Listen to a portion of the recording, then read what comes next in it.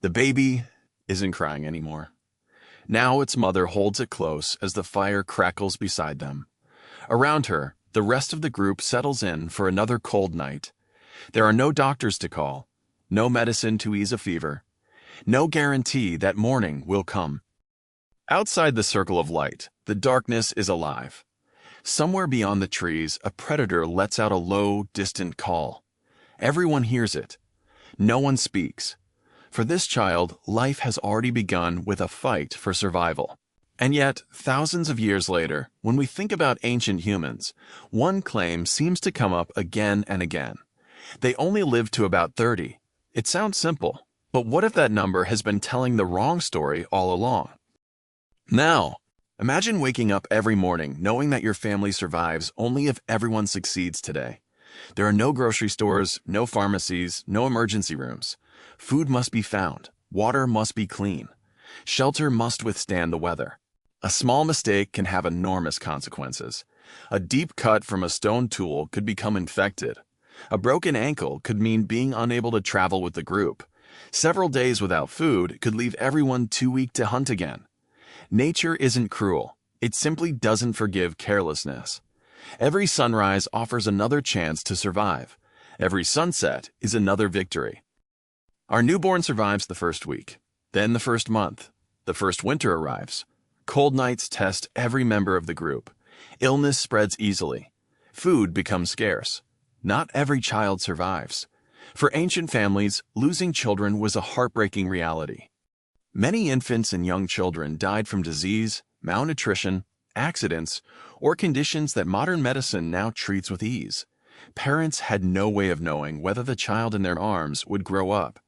Every birthday was uncertain. Every year survived was worth celebrating, even if no one marked it with candles or cake. The child grows stronger. Now comes another challenge: learning. They watch older hunters move silently through the forest. They learn which berries nourish and which poison. They discover how to shape stone into tools, how to read animal tracks, how to recognize storms before they arrive. None of this comes from books. Knowledge lives inside people, and one mistake during a hunt could cost a life, one careless step near a cliff, or one encounter with a wounded animal. Surviving childhood did not mean surviving adulthood. Life kept asking difficult questions, and every season demanded another answer. Years pass. The child becomes a hunter, then a parent. New scars cover old ones. Their hands grow rough from shaping tools. Their knees ache after long journeys.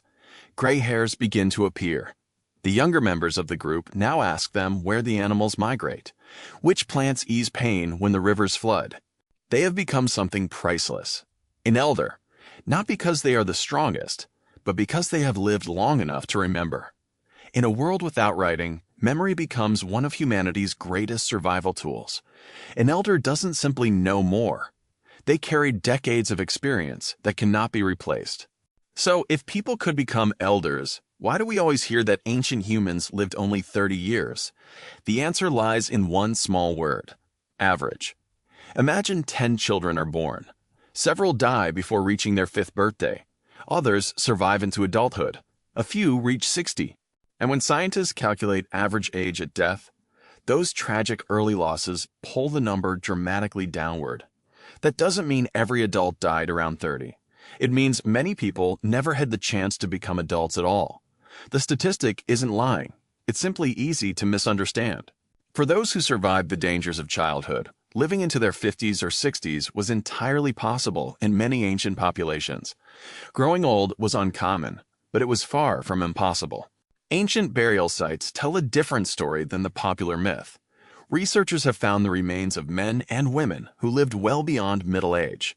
Their bones reveal worn joints from decades of work, healed fractures that survived years after injury, missing teeth adapted to over time, lives marked not by shortness, but by endurance. These weren't exceptions because humans suddenly aged differently. They were people who repeatedly survived dangers that claimed many others. Each wrinkle represented another winter endured, another hunt completed, another illness overcome. And today, many of us expect to grow old, We think about retirement. We celebrate turning 50, 60, even 80. Growing old feels ordinary.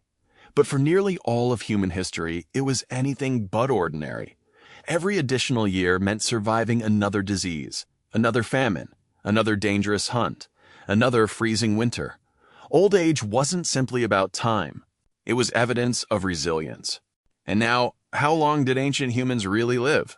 Some died before taking their first steps. Others lived long enough to watch grandchildren learn the same skills they once struggled to master. The famous number we've all heard doesn't tell the whole story, because a human life is more than an average. Perhaps the greatest achievement of our ancestors wasn't inventing tools, mastering fire, or crossing continents. Perhaps it was something much quieter.